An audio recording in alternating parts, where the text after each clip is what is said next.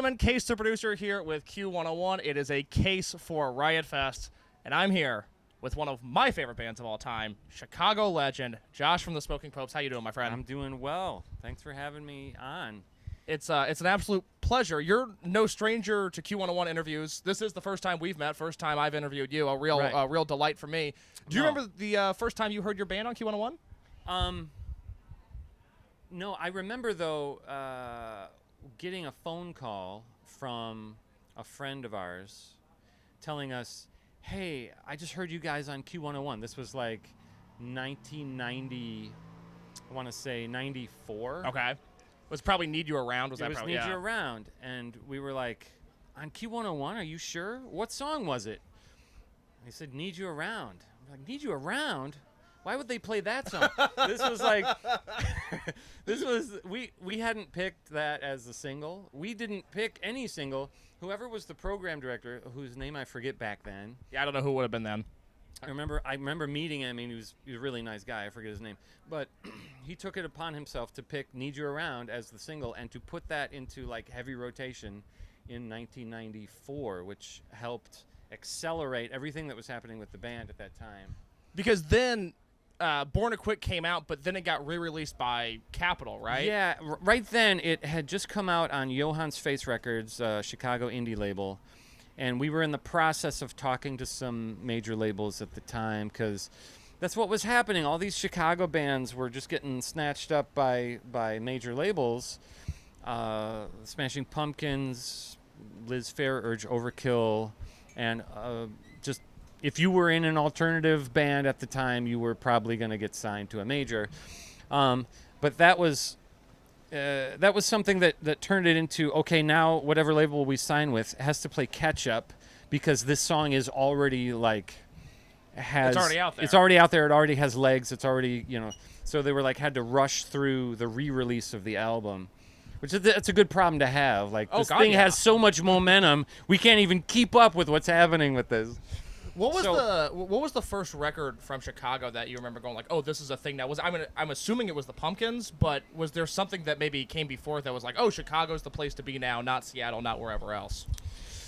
I feel like it was the Pumpkins and Urge Overkill and Liz Phair were the three that kind of right at one time were like those are the big three. And that turned the spotlight onto Chicago, and then we were in the wave right after that, along with like bands like Triple Fast Action and Menthol and Cupcakes and bands like that. Fun stuff. Yeah. When I think of Smoking Popes, my introduction to you guys was through one very specific man, and when I was scheduling this interview, I really just want to know a lot more information about this. You guys opened for Morrissey on the Maladjusted Tour in 1997. We did a whole tour with him, whole country. I am so fascinated by this. Do you remember the first time that you were aware that Morrissey had heard your music? Again, that was a phone call. I think it was a phone call from our manager at the time who said, did you see this quote from Morrissey talking about you guys? And you went, oh no, what did he say? And I'm like, Morrissey, like from the Smiths, Morrissey? Yeah. He told somebody you were like one of his favorite bands and he loved your record. I'm like, that's not for real. Because I cannot even communicate how much of a big Smiths fan I was at the time. Mm-hmm. I was fairly obsessed with the Smiths all through the time when I was in high school. Yes. They're still my favorite band of all time because I discovered them in high school and changed everything. Yeah. Just like it would be hard to even pick a favorite album. I just loved their entire catalog so much. But probably The Queen Is Dead is the one where like I kind of learned to singing along with The Queen Is Dead.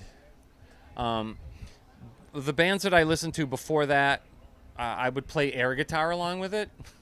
But that's the first one where that shifted to, no, I'm going to sing every word of this album at the top of my lungs. And so I feel like the vocal style that I have was kind of shaped by him.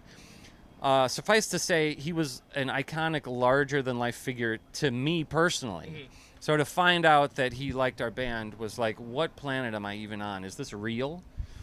When you're on the road with somebody like that, is it just he's in his dressing room, you're in yours, and you guys never have any interaction, or did he actually talk to you guys? He talked to us a couple of times. Yeah. Anything memorable from that those experiences? Every word extremely memorable, because he made it that way. Yeah, of course. Because he's not just the kind of guy who's gonna come over and just be like, "Hey, how you guys doing? What'd you have for lunch?" It's not like a dumb conversation. All the stuff that he says seems like he'd thought it up beforehand to try to figure out what is the most interesting thing you could say to another human being. But he also, when we were on tour, we didn't talk to him much. We actually had a longer conversation with him at other shows. Like, he came to see us a few years later when we played in Los Angeles. He came to the show and hung out, and we talked to him for like 45 minutes. And he had a lot of interesting things to say then. But on that tour, he would come up to me usually and ask me a specific question about our lyrics. Like, what's the first line of such and such a song, and what does this mean? Which was interesting because it told me that he's been listening to our stuff and paying attention to it. That's incredible. Like at one point, he said, "What's a bucket seed?" Because we've got the song. Let's hear it for bucket seats. Let's try it like this. So he said, "What's a bucket seat?" And I was like, "Well, it's in the front of a car. If it's not one continuous seat, it's two separate seats with like a gear shifter in the middle." And he goes, "Oh, a bucket seat. I thought you were saying bucket seed." And I was like, "Yeah, that wouldn't have made any sense." No, it's not that.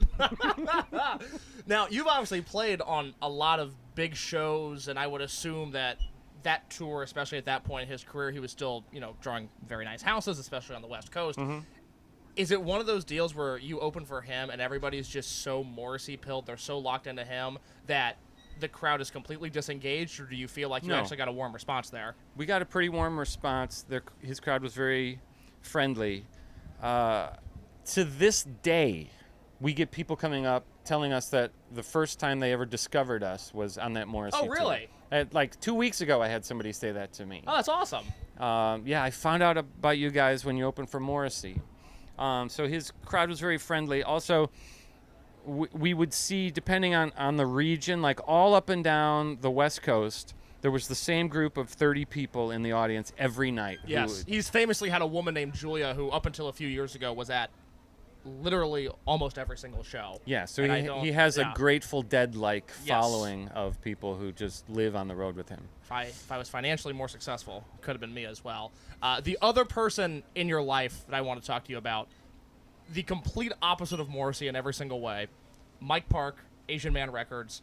For those that don't know, can you explain sort of the wonders of Mike Park? Mike Park is a beautiful human being. It is the best label experience we've ever had, and we've been on a handful of labels, large and small, over the years. But Mike Park is just a person of integrity. You always know he's being straight with you. You always know you're going to get paid by him, which actually is a somewhat rare thing with record labels. Yeah. He will send you out, letters of itemized, here's how many you sold of this. And sometimes he'll be like, the check this time around, it's sort of like too small. Could I just roll this into the next check? Mm-hmm. We'll be like, yeah, do that. Thanks for keeping track of it. Yeah, he is. I met him a few years ago, just very briefly, and he was as nice as I would hope that he is. Asian Man Records, they do such tremendous work. Please go check them out if you haven't. Yeah, and he has said to us in the past when we've wanted to do projects with him, he's like, you guys should find a bigger label to put. There's only so much I'm going to do for you guys, Like, you would get more distribution or more promotion out of another label, and we're like, yeah, but we want to work with you. Yeah, we like you. We like you. We trust you. Please put out our album. He's like, okay. There you go. Before you go, I'm going to have you settle a debate because I value your opinion. I'm curious as to where you stand on this. We've been talking in the Q101 offices lately with the 30th anniversary of Siamese Dream happening this year about the best album ever to come out of Chicago. Some people say Siamese Dream.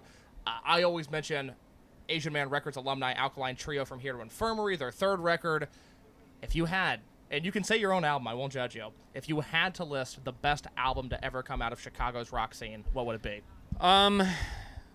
Well, does Cheap Trick count? I'll allow it. Then let's go with like Cheap Trick's first record or any of their first 4 albums. Okay, great. But first record, maybe. There you go. Well, Josh from the Smoking Popes, thank you so much. I'm so happy to finally talk to you. Thanks for having me, especially considering that our set actually got canceled today because of the rain and there was too much mud on the grounds. So they canceled everybody who was supposed to play before 3. So we don't get to rock today, so we're really disappointed. So I'm excited that we still get to talk to you at least. I've got a question about that, and if you don't want to answer this, you don't have to, but we were talking before you came over here. When a band's set gets rained out at a festival, do you guys still get paid for it? As far as what I've been told, yeah, we still get paid. Hell yeah. We showed up, we loaded in, we were ready to rock. It was an act of God that prevented us from being able to play. So we're still getting paid according to our contractual agreement. Right on. Well, Q101 never canceled on you. Thank you so much for your time, and I hope you have a great day. Thank you, Case. Appreciate it. Thank you.